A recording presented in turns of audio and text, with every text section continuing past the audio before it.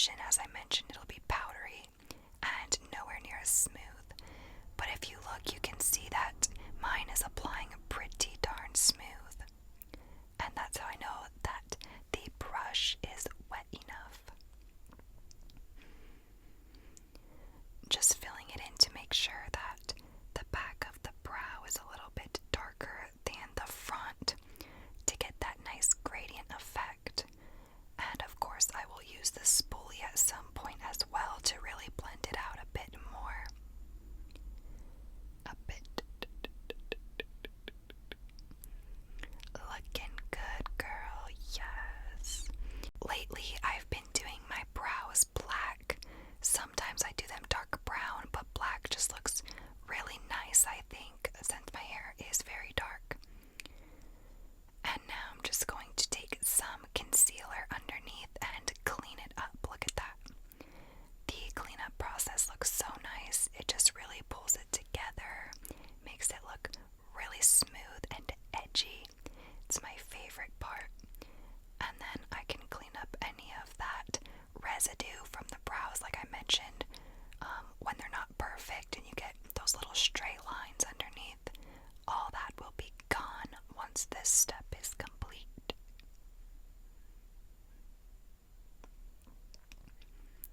And this is just a flat Morphe brush that I'm using in case you are wondering.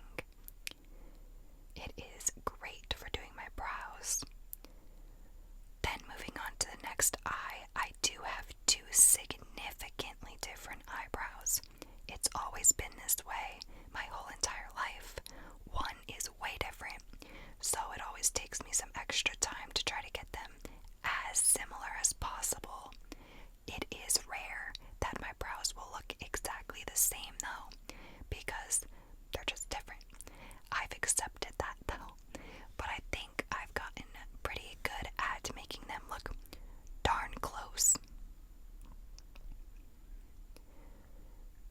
So I'm just continuing, obviously, to fill in the brows, and then I'm going to just spoolie it out to get that gradient effect. And I use a lighter concealer on bottom for my brows and a bit of a darker one on top. This one that I'm using now is that light one that I mentioned. It's just a couple shades lighter, and that kind of gives it a little bit of a highlight almost. Whenever I conceal the top part of the brow, I will use something darker, something that will match the foundation better, just because I don't like the top part of my brow to be highlighted. I'm looking like, do these look the same or not? Probably not. And I'm just making sure that they're pretty much the same width and distance apart. I'm like, yeah, good enough. Here is that darker foundation I mentioned. This one is Fenty. I think it's 240 or 220. I can't remember exactly. But I'm going to use that on top. This part always is super tricky. Sometimes my hand will slip a little bit and I'll get this foundation in my brow and I'll have to go back and touch it up, which actually happens today at this point. But I think I cut out the part where I went back and fixed it. It was right there where I already messed up. As you can see, I'm honestly just following the shape that I've already outlined and just making it a little bit more precise and straight, and then blending the front part just a bit more to get that gradient effect. Next, I am taking a mix of two different foundations, a lighter one and a darker one, both by Fenty, and I'm just putting that on my eyes to prep them for some eyeshadow, and beating myself with that sponge. I don't know why I'm doing it so hard. It's weird, but I always feel like whenever I use a beauty blender sponge, I'm pressing so hard, like smashing myself in the face. I don't know why I'm doing it so hard. But this just gives a nice primer for the eyeshadow that I'm about to use. Fixing my brow, I guess I took a little bit off with that sponge.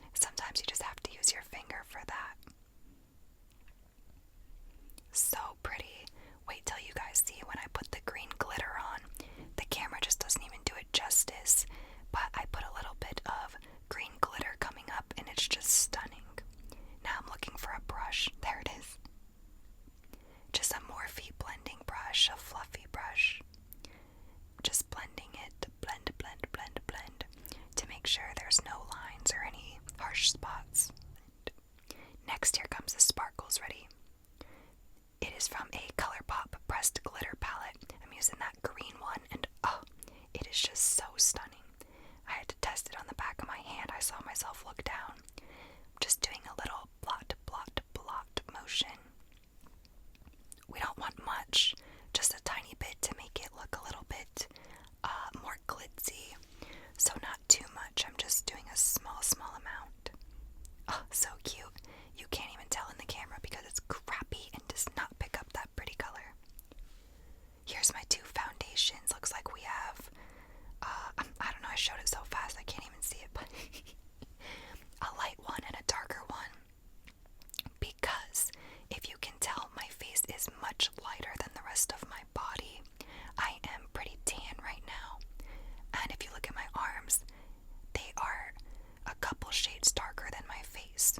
So that's why my foundation might look a little dark at first, but it's really not. I'm just trying to get my face to be the same shade as the rest of my body.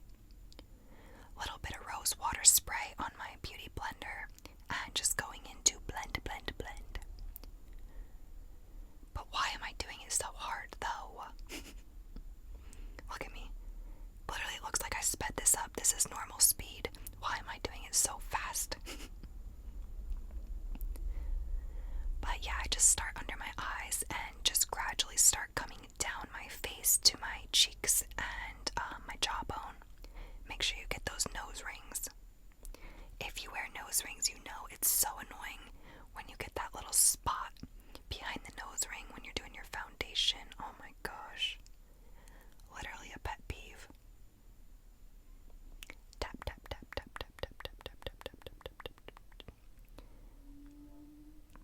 And I'm honestly just putting that all over as one would do with foundation, I guess I should say. And my forehead got a little bit sunburned yesterday when I was hiking. I can see it. It's just a little bit red. But bringing that up to my forehead, tap, tap, tap, tap, tap. Making sure to be careful of the brows because we don't want to ruin those after we just carved out and made them nice. Push that headband back, girl. Yep, just blending that out and then bringing it down my neck as well because you don't want to have a line where your foundation ends and your neck is a different color. I mean, maybe you do want to have that. Personally, I don't. But if you do, then you just do you. That's awesome. Here we go. I always take a little paper towel and wipe off my lips after doing foundation because, you know, it just makes them look a little crusty and dusty. So I always wipe them off and get some pretty pink lips back instead of those white, I don't even know, dried up prune lips like it looks like when you have foundation on them. Taking my bronzer. This is just one by like Revlon or something. It's a little older. And I always start putting quite a bit on my forehead. And then I bring that down the sides of my temples and onto my jawbone. That is my base for the contour. I do go in with a darker contour after this, but I always put this down as like a little bit of a base. And I find that this whole step, like these steps that I'm doing now, really make my skin, my face look slim. So like that contour, you know, and the bronzer, it just really makes everything look a lot more slim. And just blending it to make sure it's all nice and powdery and cute and not any rough lines. Taking that Shade and Light by you-know-who, we won't even say her name. Some people don't like her. And taking the brush and the contour shade there on the bottom and just putting that into my jawbone. Look at that. Why did I say jawbone? That's my cheekbone. I just realized what I said. And then I do like circular upward motions to blend that out. Blend, blend, blend. And then I take a little bit more of a fluffier brush and I'll use that to continue blending to soften it up really nice.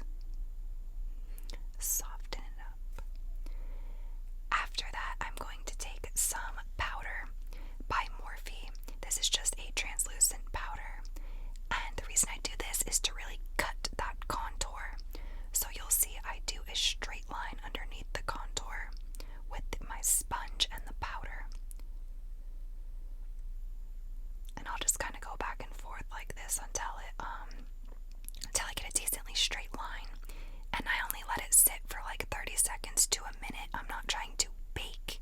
I'm literally just trying to get that light and dark effect. There's no concealer that I'm trying to bake underneath this, obviously. So we just put it on, we get that nice lightening effect, and then I'll dust it off a few seconds, well, like a minute later.